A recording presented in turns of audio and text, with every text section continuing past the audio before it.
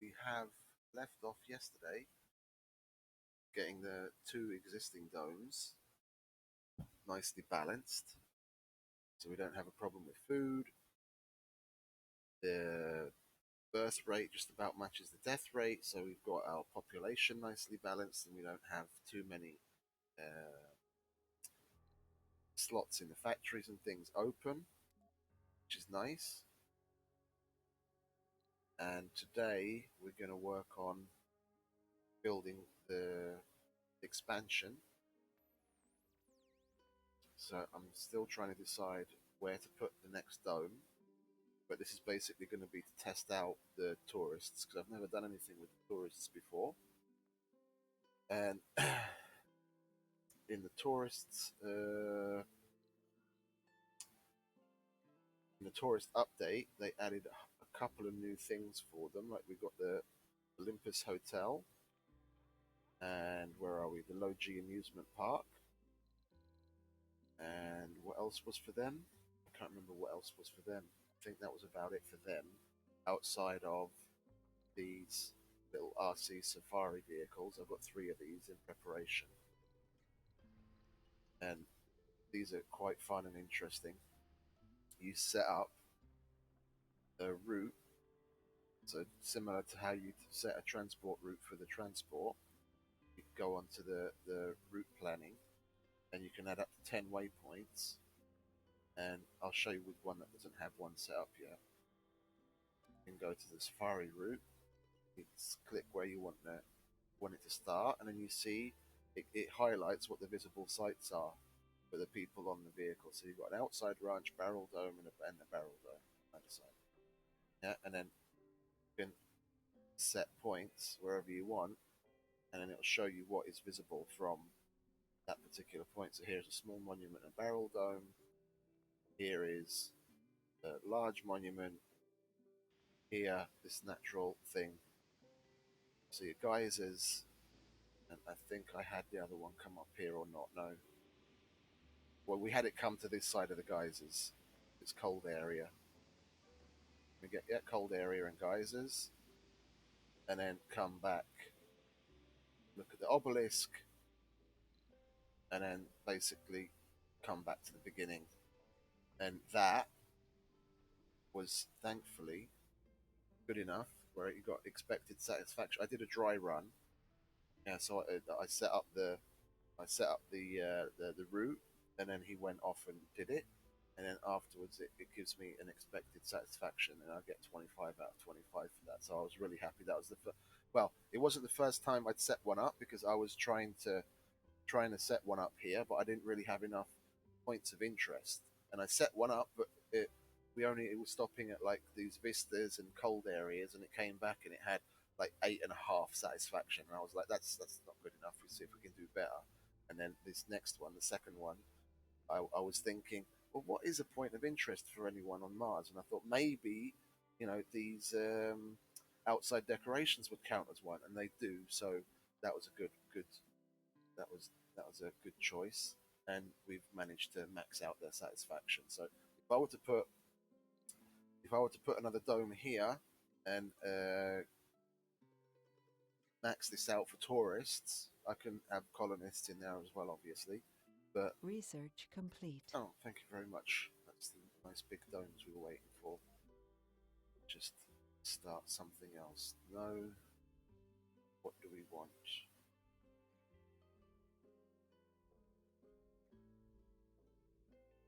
What do we want researched? What do we want researched?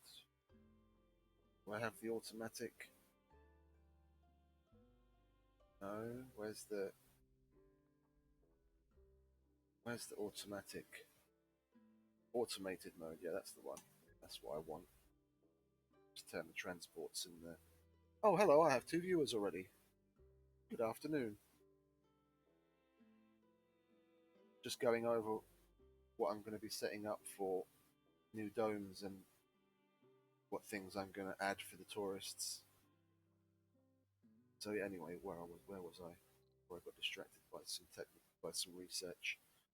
Yeah, I'm thinking of whether to put a dome here to test the tourists, like put some hotels and stuff like that in there, Problem is, I've got no more resources down here.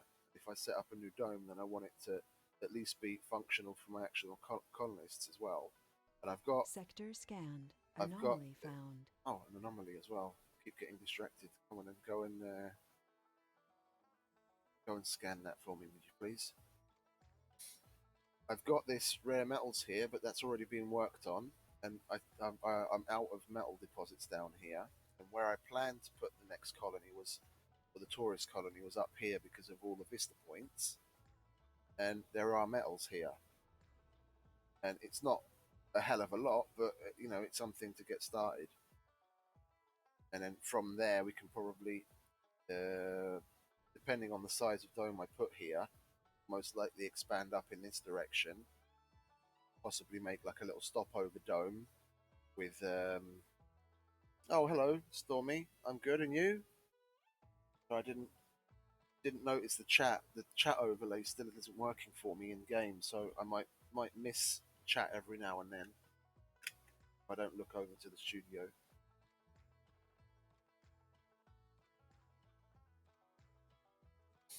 Sweet. Are you playing Surviving Mars as well?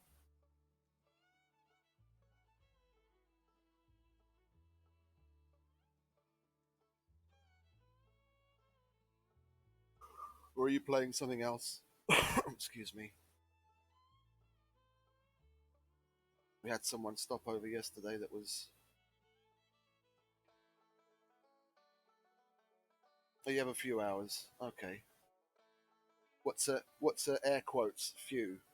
Because I'm about 1,200 hours into it, and that's a few for me.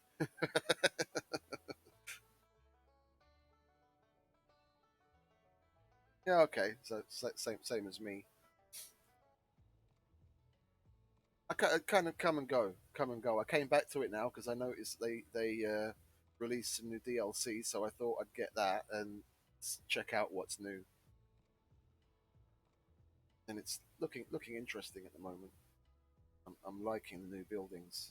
Like the retirement home is definitely useful. And I don't know if that was also part of the DLC, but the smart apartments are really nice. They're just more advanced versions of the apartments. They're more comfortable. Oh, and we have an unemployed person. Why do we have an unemployed person? You need to go and work there, my friend. Make us the monies. There we go. Freeloader.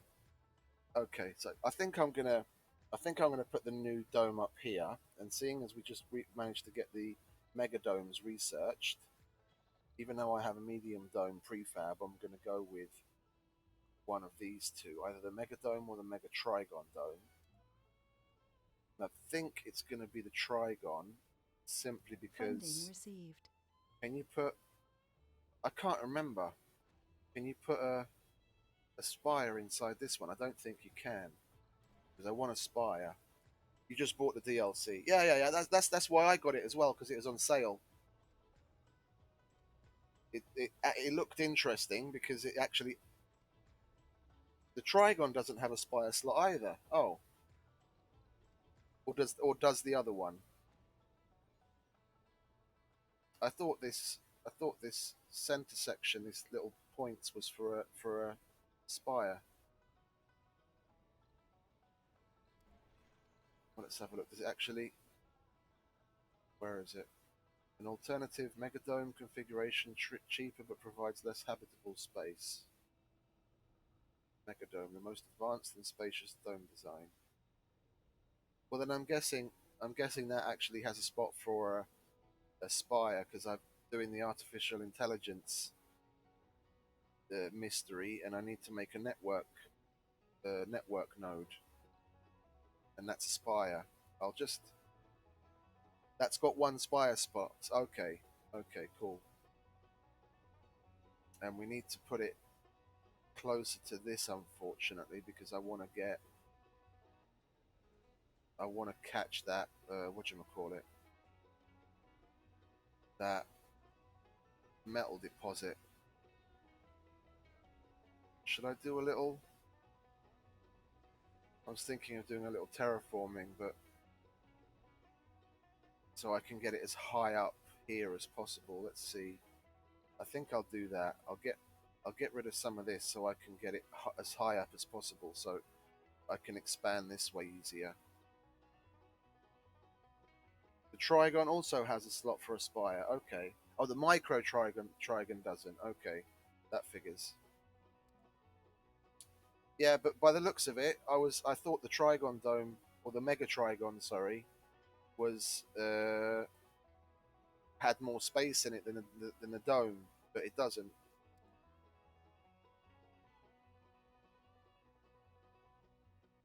But I could probably get away with. Can I?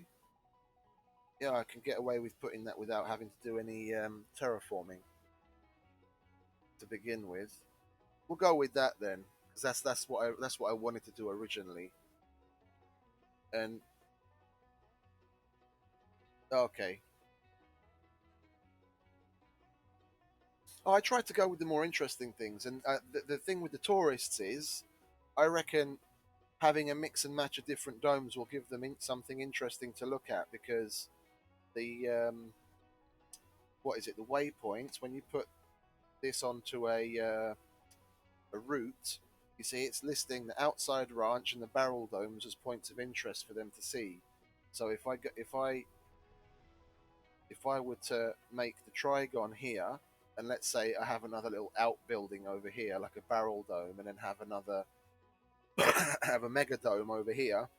One of the points of interest in the middle with the tourist route would be them seeing all three of the domes. So that will increase their satisfaction rating. So I'll make a mix and match of the different domes. We'll go Mega Trigon, and then we can put that there without having to terraform like that.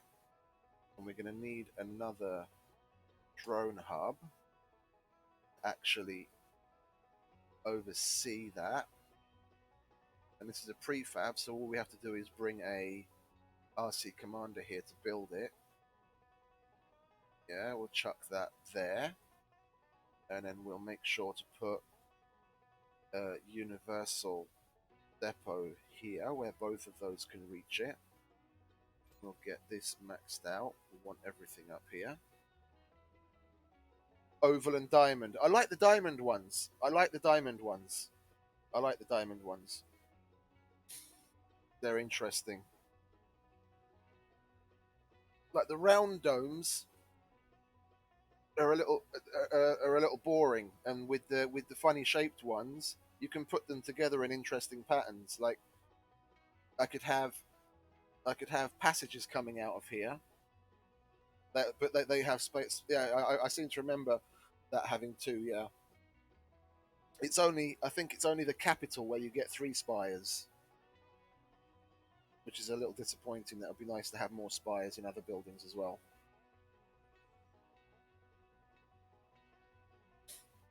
So, where is our RC commander? We'll bring him here. That can start building our stuff. No, I like the oddly shaped ones because you can put them together in patterns like the Trigon domes. You can have them connected with passages and have like a little circle of domes. It would be nice if we had more dome structures or domes to begin with. Like I was thinking about talking about this on stream yesterday. I think there are mods that add more out dome buildings because when with Green Planet at the moment I think it added up to like 420%. I'm not sure.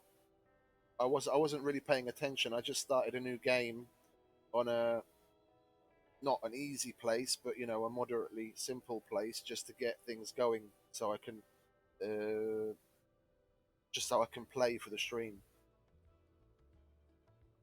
I think it was 420%. Oh, let's have a look.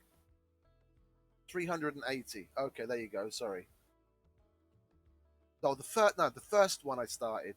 The first one I started was 420 because this is a bit of a restart because the first one where I put the rocket down originally there was next to nothing around me, and I didn't want to waste time having to search after resources, so I just did a quick restart on this one.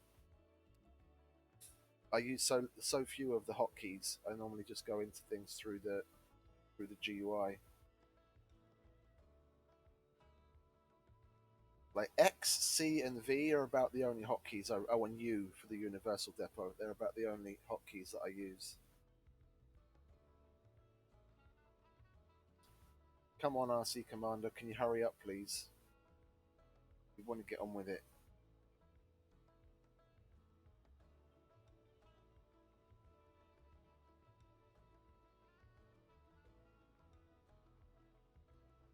While we're waiting for that slowpoke to get there, I definitely want a metals extractor here. Where's the door? That's where they enter. We'll point that towards the dome. There we go. That's that. And I guess we can just bring, it's not neat, but I guess we can just bring power from over here. That'll be the simplest.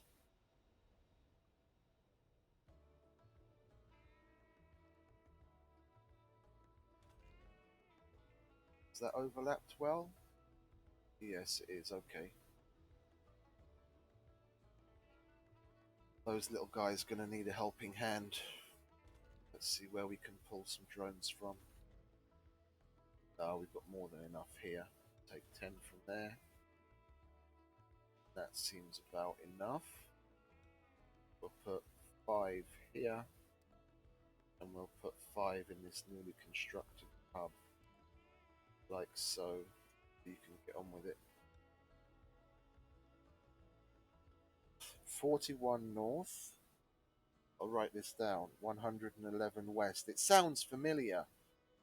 I was looking for good points of interest on the map. I think I checked some like forums or Reddit posts or something, and that sounds familiar to me for some reason. What? Let's have a look. What's there? Sorry, I'm just tabbing out to bring up Chrome. It's the hardest map. Okay. 41N, 111 West, surviving Mars. 995% difficulty. That sounds interesting. That sounds very interesting. Oh, you can actually get it to 1,075%. The paradox, futurist, hard mystery, and all negative game rules. Okay, that's sweet. That sounds very interesting because I've done the achievement where you have to, what is it? I've forgotten the name of it now. You play Spaceway and you complete all the sponsor goals on challenge rating 500% or higher. And I think I did that something like 650 or 700%. But that sounds interesting. That sounds like a challenge. I might have, like I said, I just started this one just to play around and be able to check out the new stuff in the DLC. But that sounds like fun. That would be an interesting stream, I think.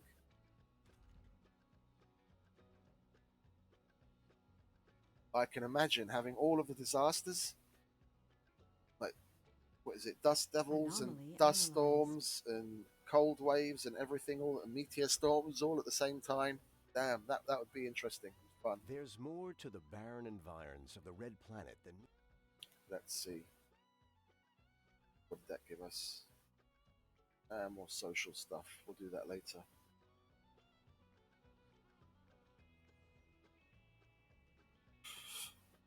Oh, I'll definitely make a note of that. And it was, what did it say? It was Paradox, Futurist, all negative.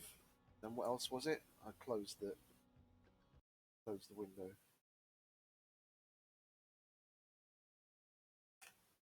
Terraform improves Yeah, yeah, yeah. Where are we? Paradox Futurist, Hard Mystery. Completed all the hard mysteries, but I guess I have to redo one. And then all negative game rules. That'll give you 1,075%. Okay, I write that. I've written that down. I'll give that a try. I'll give that a try. I'm always looking for something fun and interesting.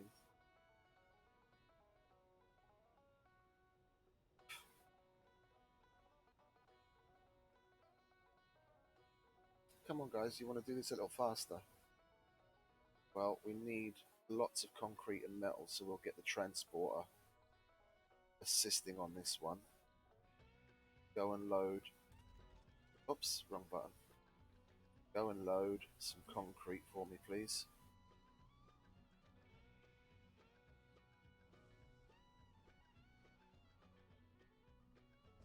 Well, I don't usually trade for resources. I'm trading now because I have an excess of concrete. Now, I very rarely trade with people. In most of my playthroughs, I don't do any trade. I'm doing it here because I've got a ton of concrete, and I thought, why not? I normally do the playthrough without trading at all. I mean, I don't even need the polymers that I'm trading for now because I mean, you can see I've got so many, but I've got an excess of concrete, so I'm just trying to get rid of it.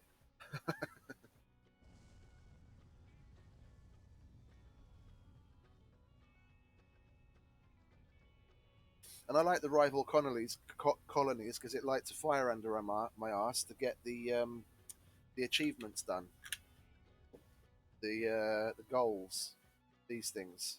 Because I missed out on the water, and India beat me to getting the first human on Mars for like, oh, God knows, 5 minutes. Yeah, if I'd been paying a little bit more attention instead of the talking on the stream, I probably would have got the first human on Mars. Trade concrete for food. Oh, okay, I see. Yeah, that saves space for sure. That saves space for sure. No, I've got the food production nicely balanced now. I just recently added the outside ranch back again, but I don't think I really needed it. I had one originally, but that was pissing the vegans off, as it does. So I thought I'd expand the farms a bit. But these two farms seem to be holding their own at the moment with just soybeans.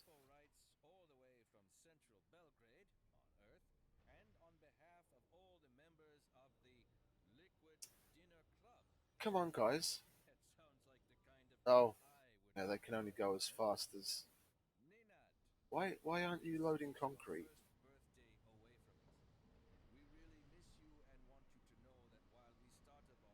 Why aren't you loading concrete?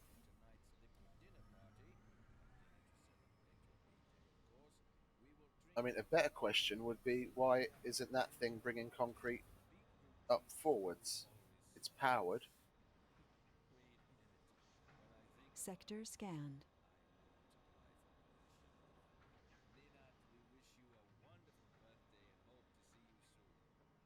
Yeah. No, I prefer the outer dome ranch because it's out of the dome, and then you don't have to waste space inside the dome. But I was trying to make the vegans happy. Not that I normally care about that. Why isn't this bringing more stuff to the front?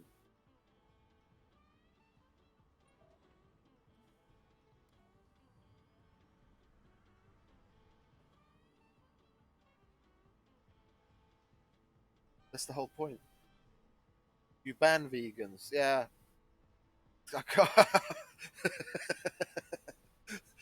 It makes life a lot easier for sure. Fucking complaining about everything. God damn. Be happy you're on Mars. Don't complain about the food as well.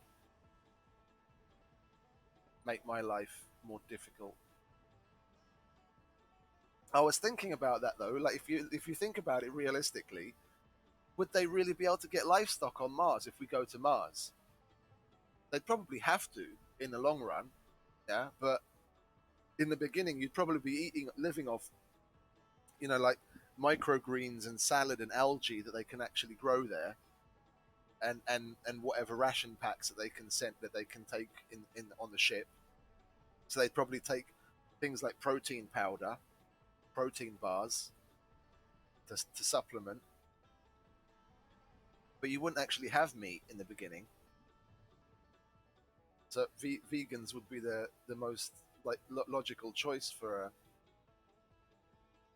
a starter colony because they wouldn't have a problem with the crap food.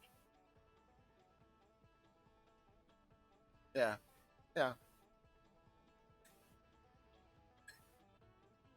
I say crap food because I couldn't imagine.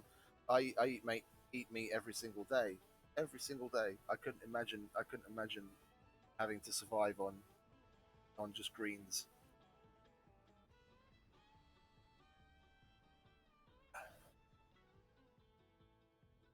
I get hangry. I get seriously hangry if I haven't had meat for a couple of days, and I feel weird. Addicted to protein.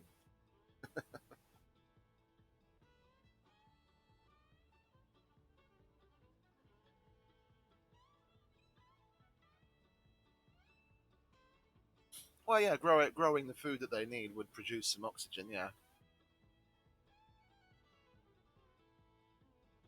oh, but that's the same basic theory behind the hydroponics and aquaponics. Well, tell a lie, they probably would have meat, but it would be fish. Because from what I remember, the I was watching. There's a guy on YouTube. He's an interesting guy called the Real Martian. I can't remember what his name is, but he's working on um, HAB systems that you can fabricate from 3D printed stuff and laser cutting or CNC cutting to make from basic materials that would be really easy to get to Mars. Yeah, yeah. I mean, the oxygen poisoning part, you could probably just uh, because because of what the composition of Mars's little atmosphere is, you could probably just pull in air from outside and scrub out what you don't need, and then mix it into your interior uh, gas mix.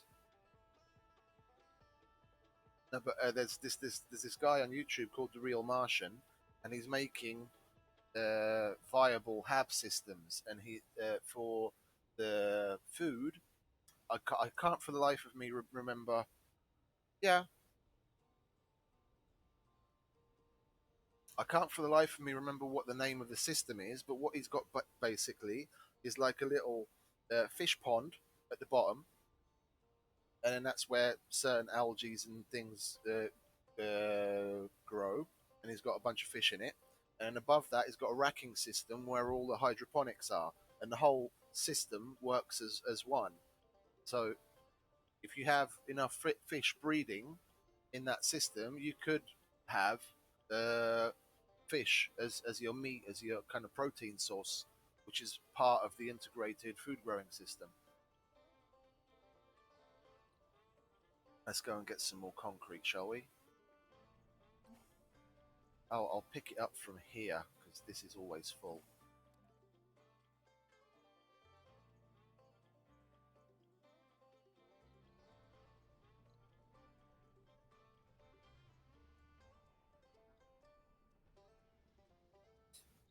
And what is the composition of Mars's atmosphere anyway? Composition Mars atmosphere. It is at the surface 95% by volume carbon dioxide, 2.6% nitrogen, 1.9% argon, 0.16% oxygen, and 0.06 carbon monoxide. Yeah. So yeah, that would because it's so high in CO2, and it probably wouldn't be viable to scrub it or process it to get nitrogen.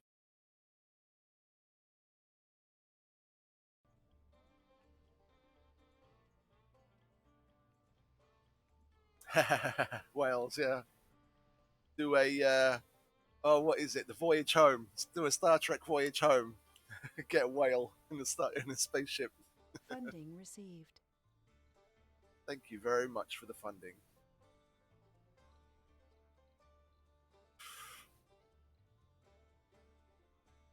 Speaking of that, I've been meaning to watch some of the old Star Treks again.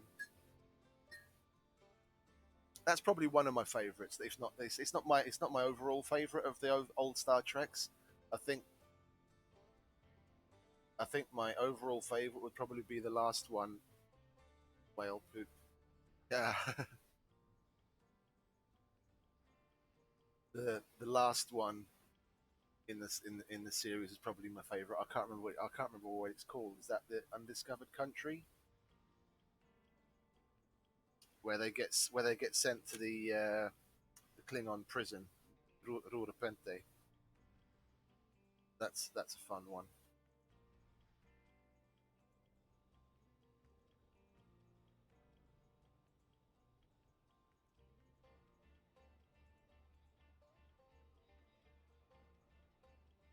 I mean, if they if they manage to have animals of almost any sort on Mars, then the poop would be an advantage. I mean, just look at the Martian, where Research complete. Watney used their own poop to grow his potatoes.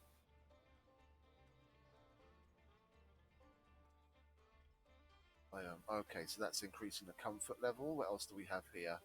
Biorobotics workshop. No, don't care about that right now. I want things that are going to benefit me. Oh, that's yeah. We'll finish that. It's almost finished anyway, and that's so I can get started on the terraforming. Yeah,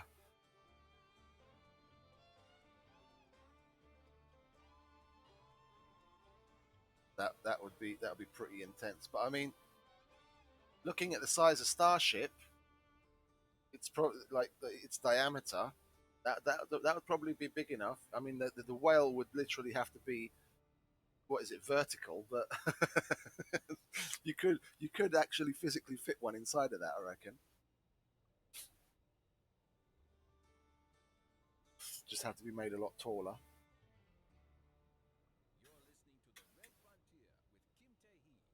That thing's going to have 28 engines. I didn't even realize. I was watching one of the I was watching one of the I think it was either Everyday Astronaut or someone else's video, and they were going over Starship, the serial number 15, and talking about serial number 20. It's got 28 engines. I mean, they're able to. They've only got three engines underneath it right now, and okay, it's just basically an empty shell. But they're able to take off, get to altitude, transition to the belly flop, and then come back to horizontal with three engines. Three. And they're going to have 28.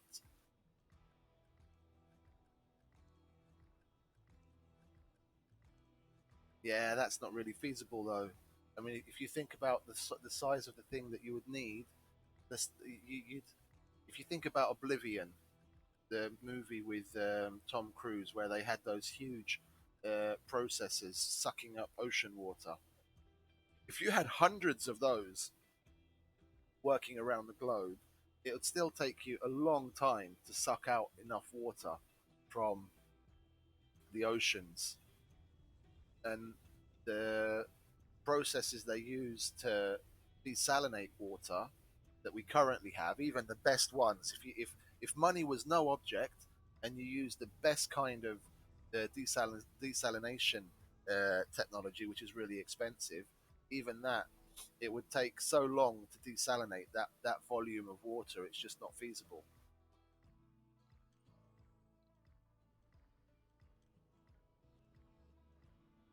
And sending liquids of that kind in that well any kind in that kind of volume, they'd only do it for things. They'd only do it for things that you absolutely wouldn't be able to produce on Mars, like rocket fuel. well, they would be able to eventually, but in the beginning, because they're hoping to, yeah, yeah, they're hoping to be able to eventually create water on Mars from some of the the water ice, and I guess from there, depending on what system you use, you can make rocket fuel.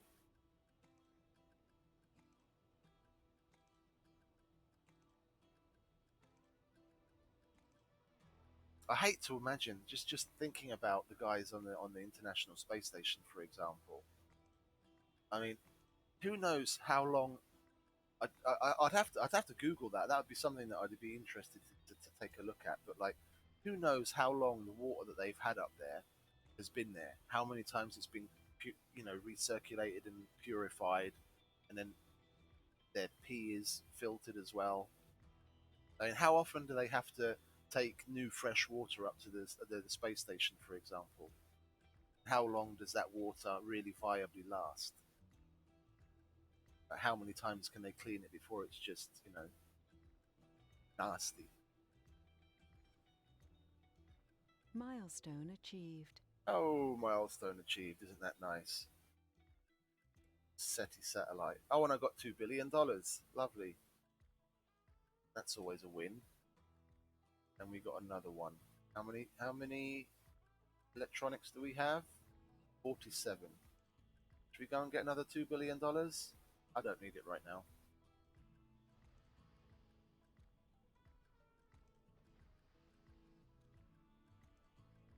Yeah, I don't really A think colonist has died. oh, that's terrible. I don't really think it'd be a good idea to to what is it take anything that substantial away from the Earth, because we have no idea what the long term consequence would be. I mean, there's a reason the Earth has as much water and as much water ice as it does. If you start to take away from that, how significant of a the imbalance are you going to cause in the long run? But obviously, it would take a lot to cause that imbalance, but and some of it is lost gradually. But if we increase that loss, then we'll overall increase the will increase the no, increase the speed at which the imbalances are caused. I mean, the polar caps, like the glaciers, what is it, snow ice and water ice and snow, it's all helping to keep the balance. And if we upset that even more by taking something away from it,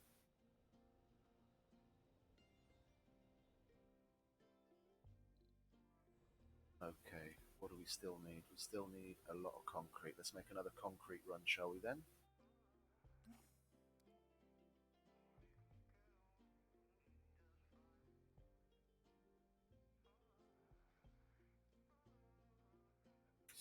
People just find it difficult to, just in general, to think of the Earth in that kind of way as having such a delicate balance. I mean, there's that little toy that has, I can't remember what it has inside of it. It's like a little pecking bird. When it heats up, the the head of the bird tilts forward, and then the nose of it is goes into some water, and that water cools down that liquid, which initially caused the bird to peck down, and when it's cooled down, the bird straightens up again, and it just keeps going backwards and forwards as the liquid heats and cools. That's a basic balance of hot and cold in a closed system, and the Earth is exactly the same. And people just don't seem to realize it's the same, just on a massive scale. And if we throw that out of whack, then it doesn't work anymore.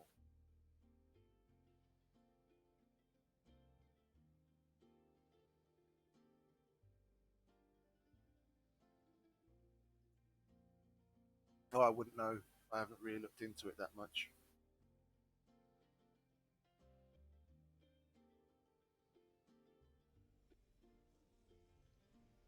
I haven't been keeping up on my documentary watching. The last thing I watched was I haven't finished watching the new one that came out with David Attenborough, the Colorful World or whatever it is, World of Color. There was one just before that with David Attenborough on Netflix. That was the last real documentary I watched.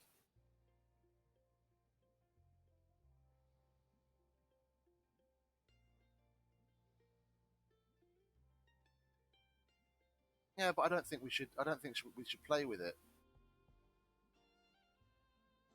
I don't think we should play with it. We don't know what long term difference we're going to make. We've already done enough damage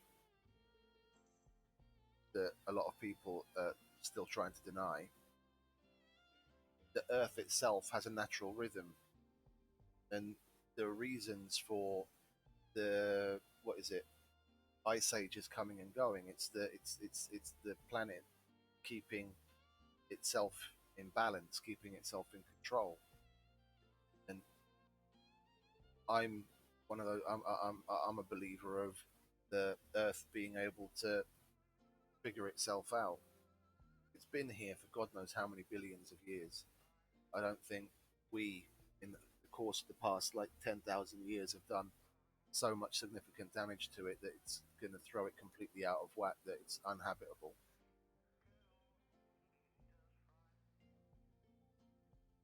I watched a very interesting. I think it was Rogan, but I read the guy that was on there. I read his work after that to have a bit of a deeper look into him.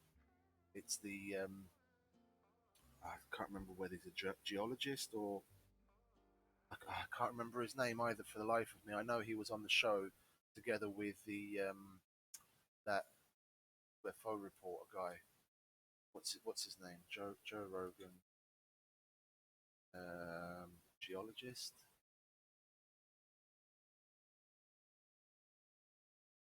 Randall Carlson. That's the guy. Randall Carlson.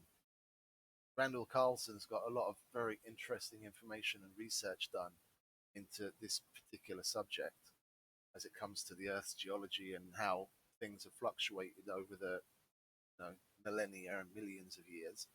And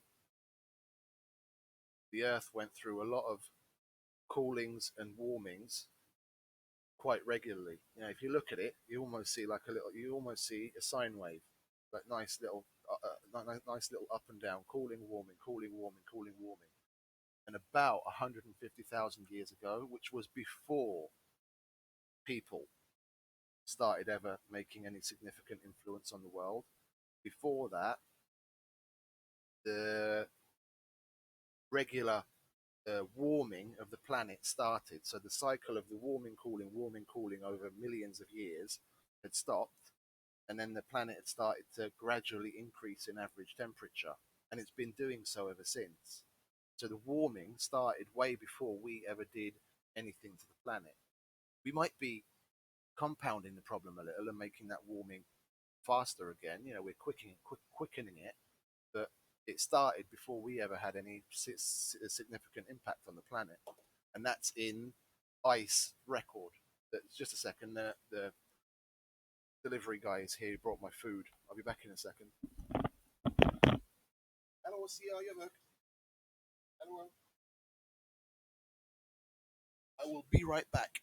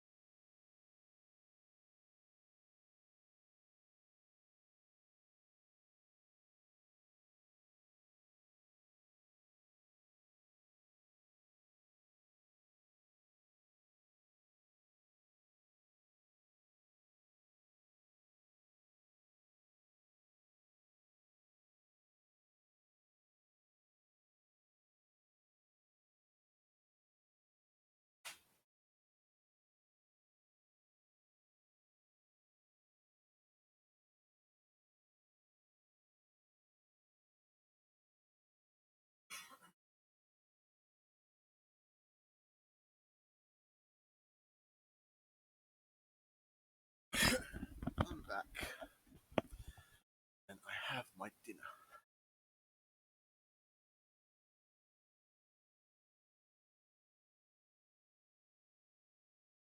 Yeah, no, that's right. That's the on the warming of the Earth. That's right. It's just what I was saying is that what a lot of climate change people are talking about is that how profound an effect people have had on the Earth in our short space of time being here. What I'm saying is the Earth had already entered a significant phase of constant warming way before we started to have any effect on what the planet was like.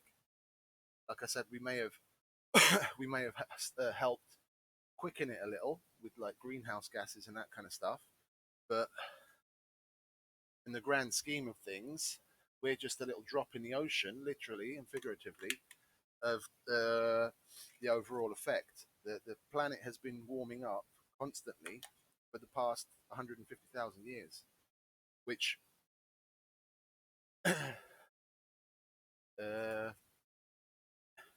isn't the way things were going before that. There was a constant heat and cool between ice ages, which was disrupted by something over 150,000 years ago.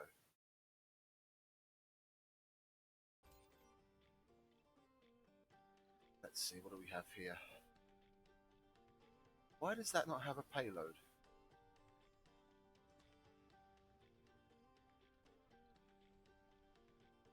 That's odd. Oh, that's the one that went on the SETI satellite thing, isn't it? Yeah, okay. I got my dinner, so might be a little distracted. I'm gonna have a little munch away. No, it is interesting. And for some reason, people are denying it, but it's backed up by hard evidence. They got. I'll get rid of this music again. They do coring, ice coring, drill down and bring out the cores of ice so you can look back in historical record. And drilling down, as they've been able to get drill down deeper and deeper and deeper, getting the information from these ice cores, you can track, the overall the average temperature of the Earth and all kinds of different things. And they've shown through this historical record from ice cores and correlating it with ice cores from all over the place. So that they get some from Antarctica and they get some from Russia and here, all over the place, and they correlate it, and it shows you the same thing. That there's been a regular, like literally, almost like clockwork. If you look at it graphed on a map, it looks like a sine wave. A regular heating and cooling for millions of years. And about 150,000 years ago, that cycle stopped, and it's just been in a progressive heating phase ever since. And that was way before any humans ever had an effect on the planet. So something happened in our not too distant past that started heating up the planet, and they don't know what it was. They believe it might have been a huge meteor or asteroid impact, but they don't know exactly. That's what Randall Carlson is researching. It's just a lot of the people in his field call him a bit of a kook because, well, what they normally do, yeah, it goes against the grain of what the vast majority of other people are saying because they're unwilling to accept the findings. And the problem is with people like Randall Carlson is that they end up being vindicated, 50, 100, 200 years after they've died. But if people started taking things like that more seriously in the moment, then that might be able to affect change or go about things a different way. Yeah, it's just sad that they don't take people like him seriously enough.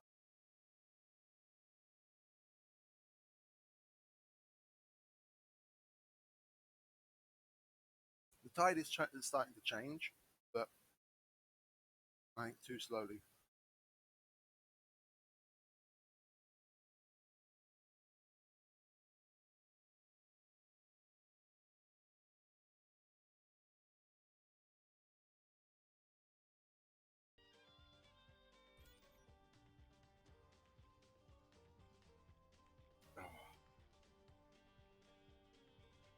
and they've been able to show evidence of the large asteroid and meteor impact because there's a particular type of nuclear glass created from the heat of the impact. All the sand and, well, silica is crystallized into glass.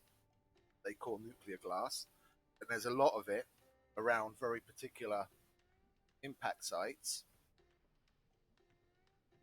that can be traced back to a particular event, which they believe is what they believe is the nah.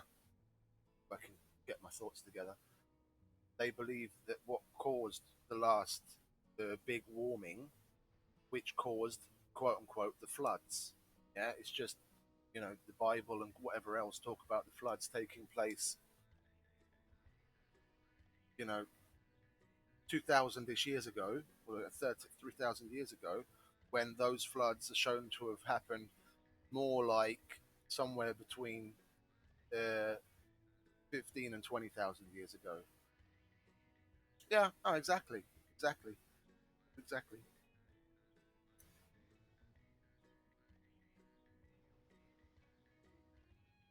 Funding received.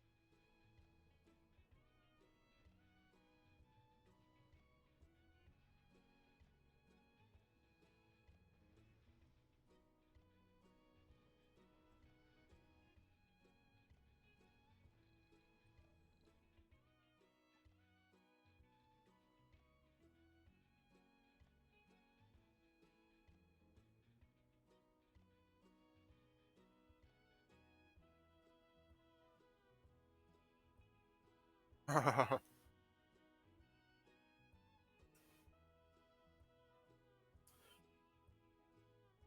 mean, the computers are going to help. They're definitely going to help, but it's more about the gathering. It's more about the gathering of information. You can have a great computer if you don't have enough data points to calculate. It's not. It's going to come up with a different. It's going to come up with a different solution every time, depending on how much data it's being fed. We need data. We need people in the field. Yeah, we need people in the field gathering information. Getting those ice cores, gathering information on things like impact sites and nuclear glass and God knows what. I mean, there are entire continents, like basically continent-sized areas of the planet, where we know very very little, if anything. I mean, it was like last year or the year before that when they started mapping, they had a new satellite in orbit, and they started mapping the Earth with this new satellite that had a different kind of like lidar or something on it, and they discovered thousands upon thousands of buildings Research complete. in South America in the jungles that no one knew was ever there. Yeah, the jungle is just so thick, and these buildings are so old you can't see them even from the air. And this new lidar was able to see through all the trees and everything, and they found like literally thousands of buildings from the Mayans and the Incans that no one knew was there. Even the locals were like, "Oh, well, we didn't know that stuff was there. It's so deep in the thick jungle, and it's been lost for thousands of years, and we just discovered it now." That's happening basically every day in all in all different areas of the world. Thank you for the follow.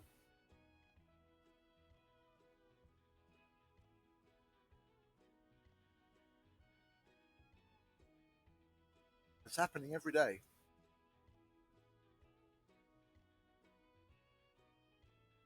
I know it's a little tongue in cheek, but I've got my faith in the aliens. We're gonna need outside help to solve this shit.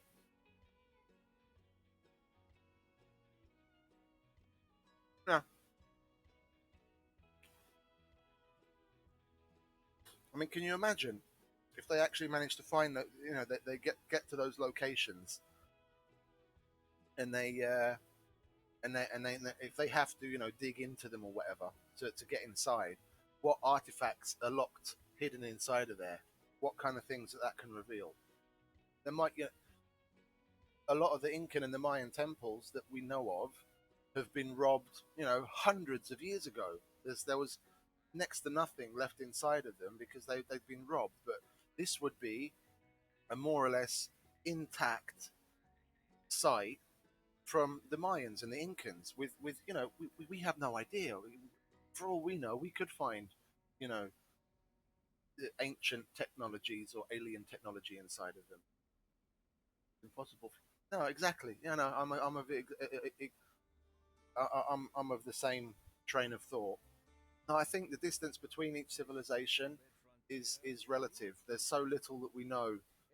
We've still only just scratched the surface with quantum mechanics. If quantum mechanics is actually even the answer, because they're discovering so many things now as the technology starts to increase, or as the technology starts to get better and better, they're discovering more and more things that don't fit the standard models of physics that we have, and they call it, outside the realm of standard physics. But yeah, then our model is bad. It's not outside the realm of physics.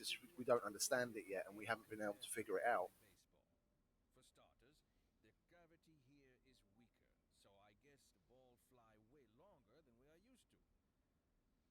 And the way in which, if again, if with a little bit of tongue in cheek, if you take UFOs that we've supposedly seen as a relative given, yeah, and you white holes, I've never heard of that.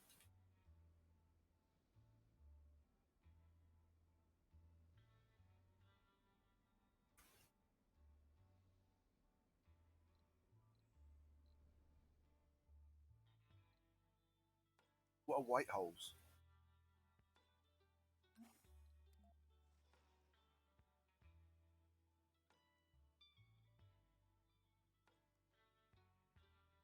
Oh,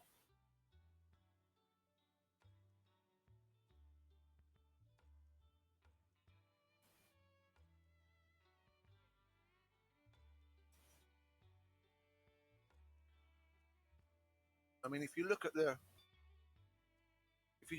just take our basic standard models of physics down to its core, then Newton's law, yeah, let's say every action has an equal and opposite reaction. If you just take that and you think there's a black hole that sucks matter, then in that standard model you'd need something that's the opposite of that. So I can see where that's coming from. I haven't heard of it before.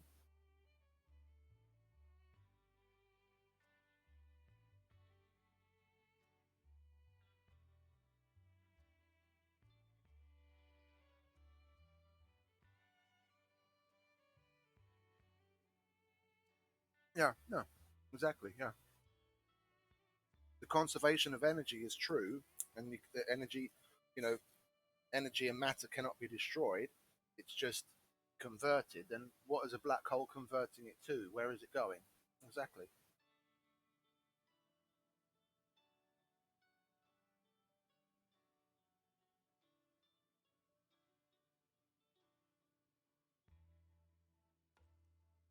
No, I think physicists was it white hole spin. Yeah, no, it's theory. It's a theory. It's interesting.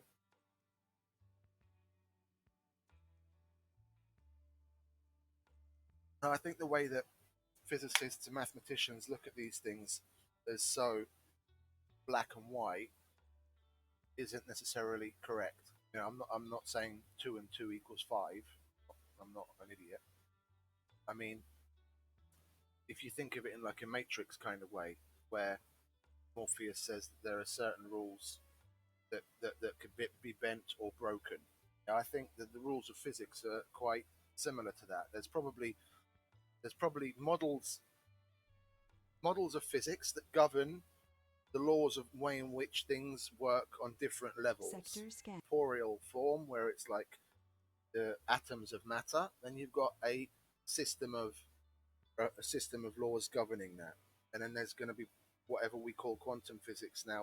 When they figure out, if they ever figure out how that exactly works, a way in which there's a governing body of laws outside of what we understand right now, which to our perception bend or break the laws of the other systems, which is the way in which they believe UFOs fly, where they manipulate gravity. They found a way to actually bend waves of gravity, or uh, create waves of gravity in a way. Just like if you have a pool of water and you touch the pool of water, you make waves.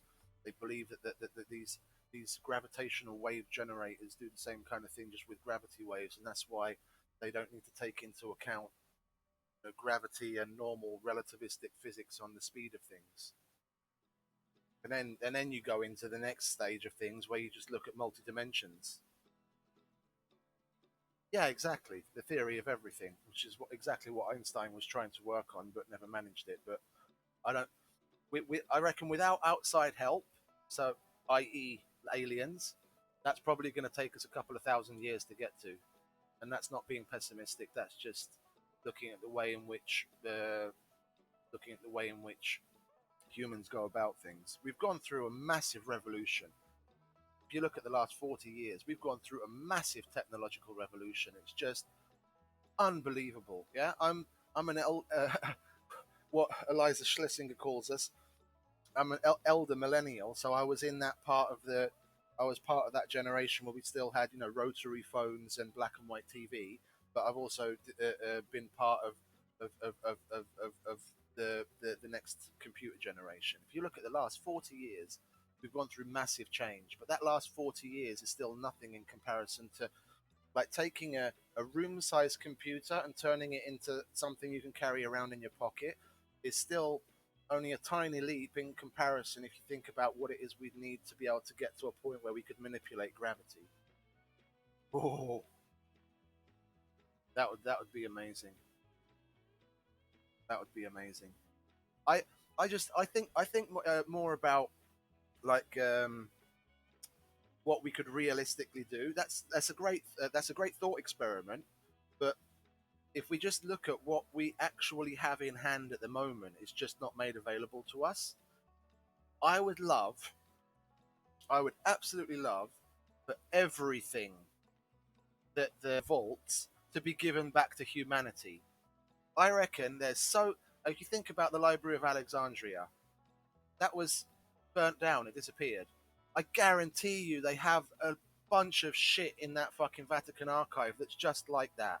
They're just not giving it to us.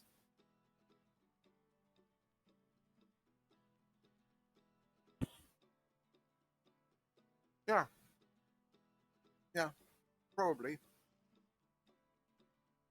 If we just, if all we had, yeah, just one person, if all we had was all of the technologies and everything that Tesla was working on, yeah, if that hadn't been, if that all of that hadn't been destroyed or lost, or a lot of it lost, yeah, imagine where we'd be with just that. Just his work was monumental, and it's gone. Well, it's probably no, it's not gone. It's probably sitting in the bottom of a safe in one of the fucking oil companies' headquarters, like a vault underground somewhere where they keep it hidden away.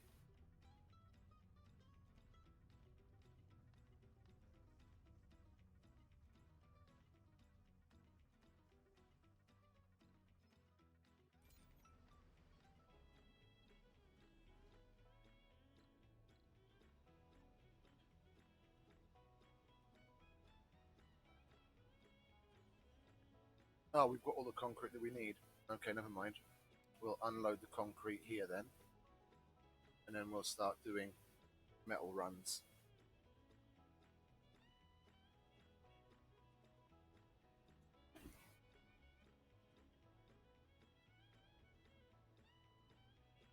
Yeah, definitely. Absolutely. All in the name of religion, because it probably go against everything that the Bible is trying to teach us.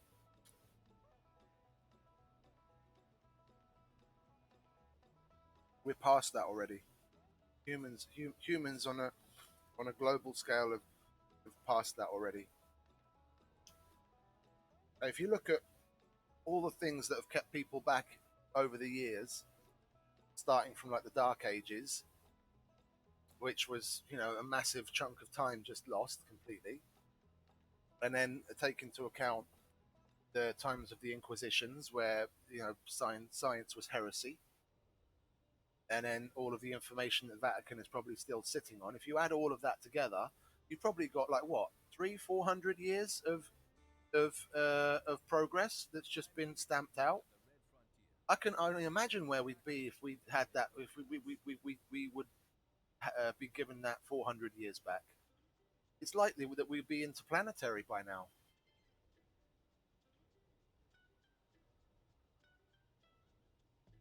Oh God, man.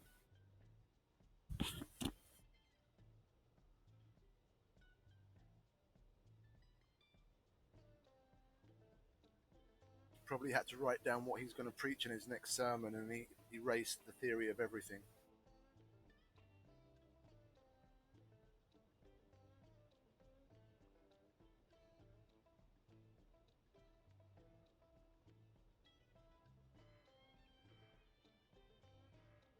Yeah, and even the Gutenberg revolution, the printing press.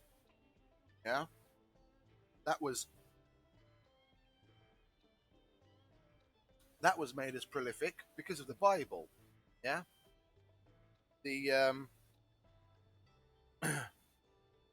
they jumped all over that, thinking, "Oh my lord, we can print so many Bibles and get it to so many people," and that's what spurred it all on. Mainly,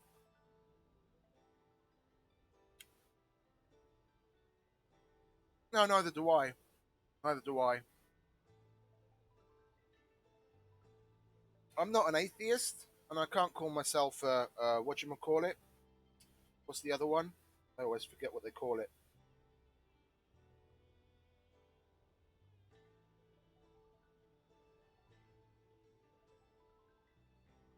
Hmm. There are nice systems of ideology that don't necessarily impress deities upon you, and it's all nice. But and even the Bible has got some interesting teachings, yeah. And it was a way in which they could control masses and impress a sense of morality on the immoral. Yeah, it was needed. It was needed to bring people in line. I can understand that. Yeah, but the vast majority of the general intelligence, the vast majority of people on Earth is starting to increase, and we no longer need to be, you know, the pulled along by the nose. We don't need to be shown the way. We can figure out our own way through intelligence, logic, and understanding. Come to moral and ethical standing. We don't need religion anymore to help us in the day to day.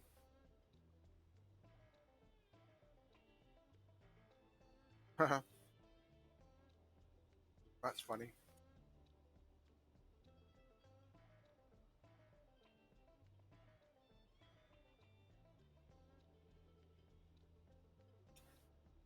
The thing that I believe in, or at least the basis of it, all religions around the world, all of them, all of them have a base theme.